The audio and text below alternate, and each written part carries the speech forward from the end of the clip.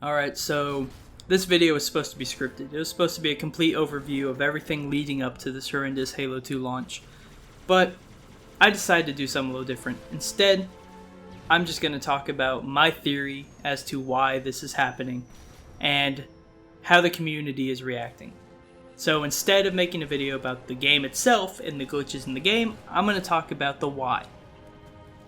And the reason that intro sounds a little rushed is because this is like the sixth time of me recording this because of software crashes or just I didn't like the way it sounded or went. And so I'm getting really tired of re-recording this.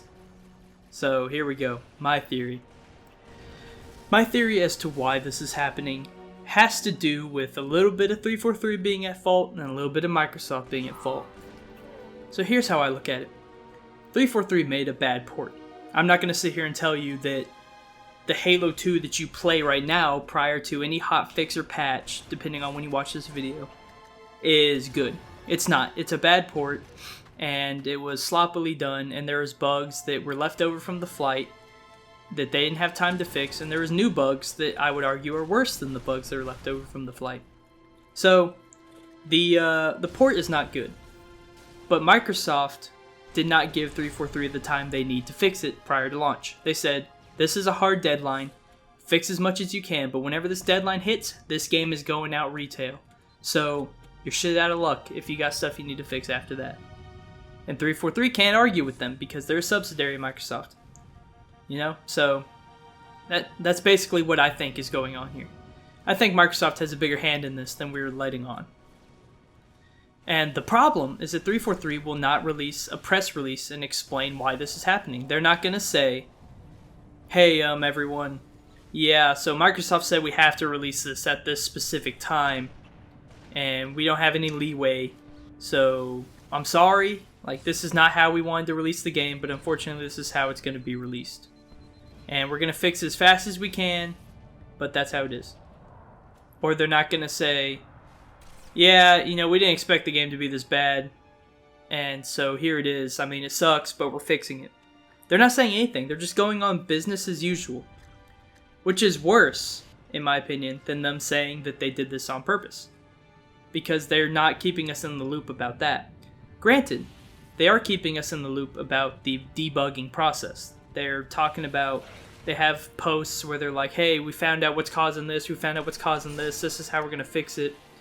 So they have little, like, blog posts talking about the bugs and the technical side and what's causing it and how they plan on fixing it. So they're keeping us up to date about that, but not about why this is happening. So basically what I'm trying to say is 343 made a bad port, Microsoft didn't give them enough time to fix it because of hard deadlines, and 343 refuses to validify any theories. Which means that at this point in time, no matter how logical a certain theory might sound, it's up in the air. The most anti-343 theory could be true. The most 343 defending shill theory could be true. No one really knows, because 343 won't say anything about it. Whether it's up to Microsoft if they're allowed to or not is an irrelevant, point. Maybe they can't say anything because Microsoft said you cannot tell them that we gave you a hard deadline. Or you can't just tell them that you don't care. Whatever it is.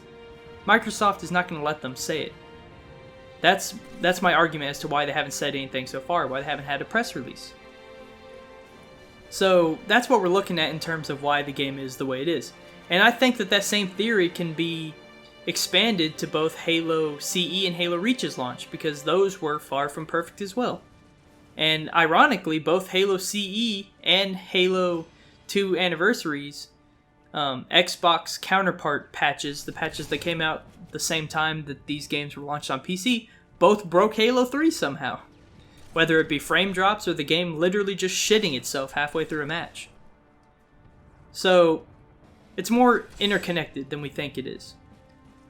And that is basically why, my opinion, my theory as to why this is happening and unfolding the way it is. Now, the community. The community is handling this like a bunch of children. I think there are three main factions in the Halo community. There's your 343 like hardcore defenders. Dare I call them shills? I don't really like that word, but hardcore defenders, we'll call them that. And there's your anti-343 Bungie elitists who think 343 is the worst thing ever and they're completely incapable of making a game or handling Halo as a franchise. And then there's your moderates, which I consider myself a moderate. Once upon a time, when I was younger, back in ye old 2015, I think I probably would have considered myself anti-343. But I've come around. And a moderate is someone who's basically like, yeah, 343's made a lot of mistakes. You know, Halo 5 was pretty bad at launch. Some people still hate Halo 5 to this day. I think the multiplayer is fun, but I still don't like the campaign. Halo 4, you know, you have your opinions on it. MCC's 2014 launch was indisputably absolute dog shit. You can't really dispute that one. How they handled Halo 2, how they handled these PC ports hasn't been that great either. So yeah, 343's made a lot of mistakes, but at the same time, I give them the benefit of the doubt. I mean, look at MCC itself. We're talking about a game that is comprised of games that have been made for multiple different console generations by multiple different developers, and even multiple different platforms. You got the Halo 2 and Halo CE PC ports that were used to make the MCC versions of the games. You got the Xbox 360 versions of like Halo 4 and Halo 3 ODST used to make those on MCC. You got Halo Reach's Xbox 360 counterpart used to make Halo Reach. And all these games are made by different people. Gearbox made Halo CE on PC. Bungie made pretty much everything else. And so this game is a sock drawer of just old archaic coding and incompatibilities for days. And so, you know, the benefit of the doubt comes from the fact that it would be hard for anybody to do what the MCC is trying to do. It's not impossible. And it probably could have been done with a little more finesse and in a little more timely fashion. But at the same time, it's still not easy. It's probably something extremely difficult, especially like networking and all that, something that's been a problem with MCC ever since its launch, specifically co-op networking. I mean, I've taken CompTIA networking courses. And I'm like, man, imagine this, but just way more complicated. Like, I don't know, man. I don't think I'd want to do networking. I mean, it sounds like it can be such a hassle, especially when you're talking about online gaming. So moderates believe that 343, you know, they made a lot of mistakes. They have their faults, but they're only human. So you give them the benefit of the doubt. You just hope they do better next time. That's where I stand. And the problem in the community, now that I've explained the factions, is that you've got your anti-343 people and your 343 defenders arguing and insulting each other on social media, attacking people personally, and attacking the developers. I mean, you've got people who are harassing Postums, which I don't know if you know this, but Postums, he's like the community guy, right? He doesn't develop the game. He's just the face of 343, and he's the one who gets most of the assault. So people are blaming him for this, and it's not even his fault.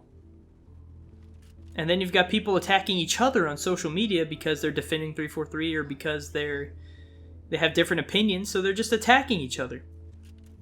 And that's, like, terrible. You know, a lot of people say the Halo community is one of the more toxic communities out there. And before I really got into it and started paying attention to the community players, I was like, I don't know, man. Halo doesn't seem like a game that's super, like, toxic. I mean, Call of Duty, I bet you they're really toxic because everyone who plays Call of Duty just says the N-word and is constantly berating each other. But no, I found out that Halo is a pretty toxic community, and it's how these people are behaving right now that is just perpetuating it. So the community is basically acting like children, attacking each other in 343 and just dividing themselves and just behaving like children. Like, that's the best way I can describe it. And that just makes us look bad to everyone else. So we look bad. The game is in a horrible state. And I would say probably the most egregious outcome of all this is that the only thing that's really being damaged, apart from the overall probably long-term player base of MCC on PC, is the community's trust in 343. I want to touch back on how I said they haven't released a press release. They've just been going on business as usual. And they're releasing these PC ports not ready. Like, that's just the most plain way I can put it. They're not ready to be released. They're releasing them anyways. Whether it be Microsoft's issue or not is irrelevant. They're releasing these releases in a horrible state, and they're not explaining why. And so that is just further dwindling the trust that the community has in 343. And if you have been a part of the community since around, I'd say, Halo 5, Halo 4 maybe, you know that the community and their trust in 343 has been shaky. It's been rocky. It's been tested real hard. It's been near completely lost on some occasions. 2014 MCC release and Halo 5 to some people. And so I think the worst outcome for all this is that it's just going to continue to dwindle the community's trust in 343. And so at the end of the day, you have a bad port that Microsoft forced out, maybe. It's just a theory. There's been no proof because 343 won't give a press release. And you've got the community attacking each other, and you've got the community just not having faith in 343, not having as much faith anymore. And that's where we are right now. Notice how I barely talked about the game itself or the bugs, because I wanted to go into the people portion of this, the community and the devs. And based on what I said, I think that a lot of fixing needs to be done on a personal level. People need to, be more civil. The devs need to be more transparent about some things. They're perfectly transparent about other things, but they need to be more transparent about some things. And, we just need to get Halo working. We need to get it quality releases, and we need to get everyone on the same team. That's what needs to happen. That's what needs to be learned from all this. So I hope you guys enjoyed the video, and if you want to add to the discussion, please feel free to leave a comment. And one thing you should know is I just got done going on about how toxic the Halo community can be and just how petty it is. If you bring that toxicity to my comment section, zero tolerance. I'm just going to delete it. I'm not going to even entertain it. We don't got time for that here. This is a positive, only smiles over here. So if you're going to come into my comments and be toxic, I'm just going to delete your comment because I don't care. I don't have time for that. So, hope you guys enjoyed the video, and I will see you all in the next one. Peace!